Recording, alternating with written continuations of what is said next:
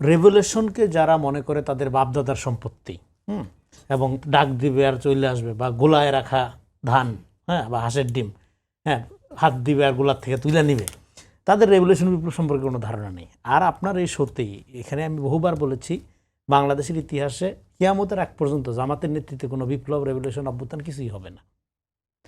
হ্যাঁ, এটা কেন হবে না? কারণ আমাদের জাতীয় ইতিহাসের সাথে জামাতে ইসলামের যে একটা ডিস্ট্রাস্টের সম্পর্ক, সেটার কারণেই হবে না।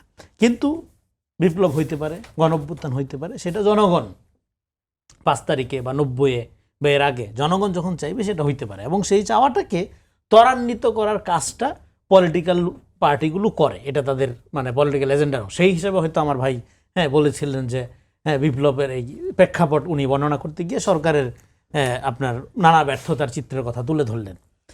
এখন দেখেন, এই ব্যর্থতার চিত্রের মধ্যে বাস্তবতা আছে, সত্যতা আছে, সরকারও স্বীকার করে। কেননা কারণ আমরা 17-18 বছরের যে কাঠামোর মধ্য দিয়ে আসছি, বাংলাদেশের এমন কোনো সেক্টর বাদ রাখে নাই হাসিনা যেটা দিয়ে আপনি জনগণকে সেবা দিতে পারবেন, জনগণের সেবা উপযোগী কোনো খাতকে সে রেখা যায়নি।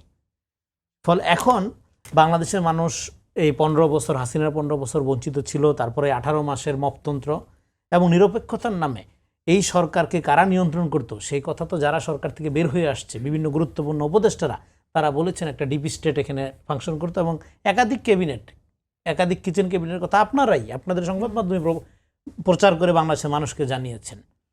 তো সেই একটা বহুদা বিভক্ত সরকারি ব্যবস্থাপনা, মানে চূড়ান্ত অব্যবস্থাপনা নিরপেক্ষতার নামে আমরা দেখেছি। দেখার মধ্য দিয়ে এখানে আসলেই বাংলাদেশ এখন একটা ব্যাপক রকম ক্রাইসিস পিরিয়ডের মধ্যে আছে। এই ক্রাইসিসের মধ্যে 1 নম্বর ক্রাইসিস হলো অর্থনৈতিক অবস্থা আসলেই খুব খারাপ। এবং আমি একটা দিক থেকে অন্তত সরকারি আপনার বিরোধী দলকে ধন্যবাদ দিব যে তারা আজগবি জুলাই সনদ, তারপরে হলো পিআর, এই সমস্ত হাবিজাবি আকাশ কুসুম কল্পনা থেকে বাস্তবে নেমে আসছে। মানে কি, জনগণের যে রেগুলার দাবি দেওয়া, রেগুলার যে সমস্যা, সেগুলোর মধ্যে তারা গণভোট নিয়েও তারা কথা বলেছেন। গণভোট নিয়ে না, এখন তারা যেদিকে ফোকাসড, এটা মোর আসলেই গ্যাসের দাম, বিদ্যুৎ, জনসম্পৃক্ত ইস্যু। আগে তো তারা আসমানে হাঁটতো, এই যে মাটিতে নামছে, এতেই আমি খুশি যে রাজনীতিতে তারা ফিরতেছে, বায়বীয় কথাবার্তা আসছে, প্র্যাকটিক্যাল কথাবার্তা বলা শুরু করছে বিরোধী দল, এতে আমি খুবই খুশি।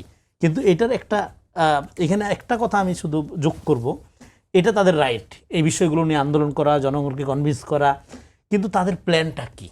আজকে যদি আমার ভাইদের ক্ষমতা দিয়ে দেওয়া হয়, দিয়ে দিলাম, ধরেন কালকের থেকে ওনারা দেশকে কিভাবে চালাবে,